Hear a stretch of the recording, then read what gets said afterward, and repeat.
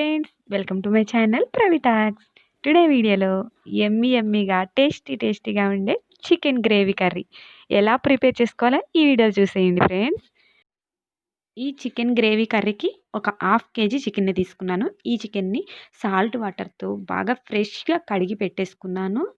Salt వాటర్తో కడిగితే చాలా బెస్ట్ అని ఏదైనా స్మెల్ వస్తున్నా కానీ పోతుంది, చాలా బాగుంటుంది. నెక్స్ట్ దీనికి స్టవ్ మీద ప్యాన్ పెట్టుకుని అందులో 2 టేబుల్స్ వరకు ఆయిల్ని హీట్ చేసుకోవాలి. హీట్ చేసుకున్న ఈ ఆయిల్లోకి ముందుగా కట్ చేసి పెట్టుకున్న పచ్చిమిర్చి, అలాగే ఆనియన్స్, టమాటో ముక్కల్ని ఇలా కట్ చేసి పక్కన పెట్టుకోండి. ఇప్పుడు ఈ ఆయిల్ హీట్ అయిన తర్వాత పచ్చిమిర్చి అలాగే ఆనియన్స్ ముక్కల్ని బాగా ఫ్రై చేసుకోవాలి. ఫస్ట్ పచ్చిమిర్చిని వేసుకుని ఇలా లైట్గా ఫ్రై అయిన తర్వాత నెక్స్ట్ ఆనియన్స్ని వేస్తే మనకి అప్పుడు పచ్చిమిర్చి కూడా బాగా పర్ఫెక్ట్గా ఫ్రై అవుతాయి.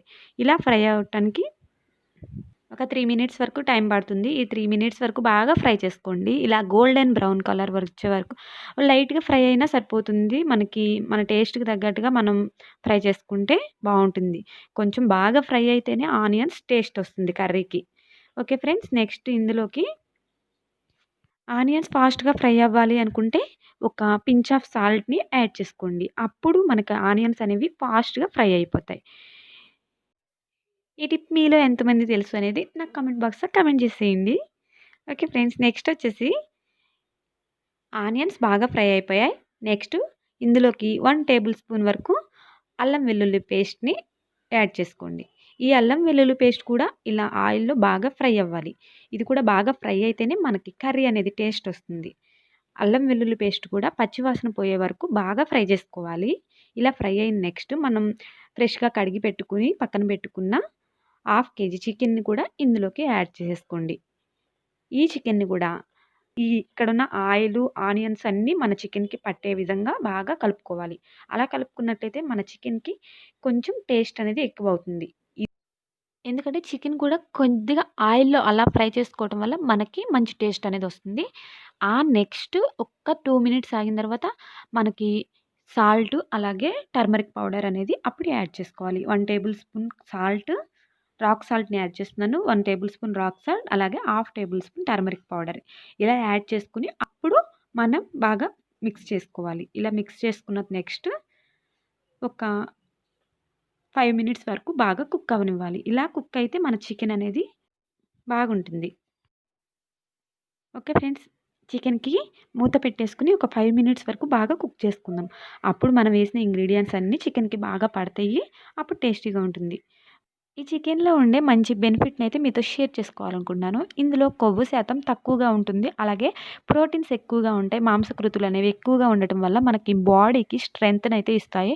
మన బోన్స్ కూడా అంత హెల్తీగా ఉంటాయి. చాలా చాలా మంచిది. మనకి ప్రోటీన్ శాతం వస్తే మన బాడీ అనేది యాక్టివ్నెస్గా పనిచేస్తుంది. చాలా చాలా బాగుంటుంది.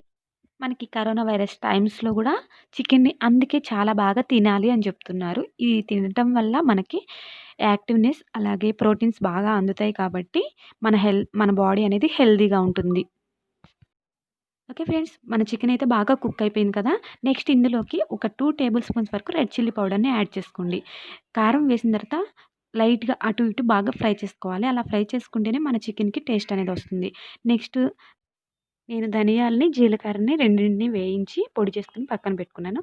అది ఒక హాఫ్ టేబుల్ స్పూన్, అలాగే గరం మసాలా ఒక హాఫ్ టేబుల్ స్పూన్ వరకు యాడ్ చేసుకోవాలి. ఇలా యాడ్ చేసి ఒక 3 మినిట్స్ వరకు బాగా ఫ్రై చేసుకోవాలి. ఇలా ఆయిల్లో మనం బాగా మిక్స్ చేసుకుంటే మనకి కర్రీ అనేది బాగా టేస్టీగా వస్తుంది ఫ్రెండ్స్. ఈ చికెన్లోకి మనం కొంచెం కూడా వాటర్ని యాడ్ చేయట్లేదు ఫ్రెండ్స్. మనం చికెన్ గ్రేవీ కర్రీ లాగా చేసుకుంటున్నాం కాబట్టి బాగా ఇలా ఫ్రై చేసుకోవటమే. ఇలా బాగా ఫ్రై చేసుకుంటే మనకి చికెన్ గ్రేవీ కర్రీ బాగుంటుంది. ఇలా బాగా ఫ్రై చేసుకున్న నెక్స్ట్ మనం సర్వింగ్ బౌల్లో సర్వ్ చేసుకుంటే మనకి చికెన్ గ్రేవీ కర్రీ అనేది రెడీ అయిపోతుంది. చికెన్ ఫ్రైని కూడా ఇదే స్టైల్లో చేసుకుంటాం. కాకపోతే చికెన్ ఫ్రైకి ఎక్కువ ఆయిల్ని వేసుకోవాలి. దీనికి మనం ఒక 2 టేబుల్ స్పూన్స్ వరకే ఆయిల్ని హీట్ చేసుకుంటాం. ఎందుకంటే చికెన్ గ్రేవీ లాగా రావాలి అంటే కొంచెం ఇలా వస్తుంది. చికెన్ ఫ్రై లాగా రావాలంటే ఎక్కువ ఆయిల్ని యాడ్ చేసుకోవాలి. ఓకే ఫ్రెండ్స్, దీన్ని సర్వింగ్ బౌల్లో సర్వ్ చేసుకుంటున్నాను. మన చికెన్ గ్రేవీ కర్రీ అనేది రెడీ అయిపోయింది. ఓకే ఫ్రెండ్స్, ఈ వీడియో కనుక మీకు నచ్చితే లైక్ చేయండి. మీ ఫ్రెండ్స్ అండ్ ఫ్యామిలీ మెంబర్స్‌కి షేర్ చేయండి. వీడియో ఎలా ఉంది అనేది నాకు కామెంట్ బాక్స్‌లో కామెంట్ చేసేయండి. Thank you friends. Thank you for watching. నా ఛానెల్‌ని సబ్స్క్రైబ్ చేసుకోవడం మాత్రం అస్సలు మర్చిపోకండి. Bye bye.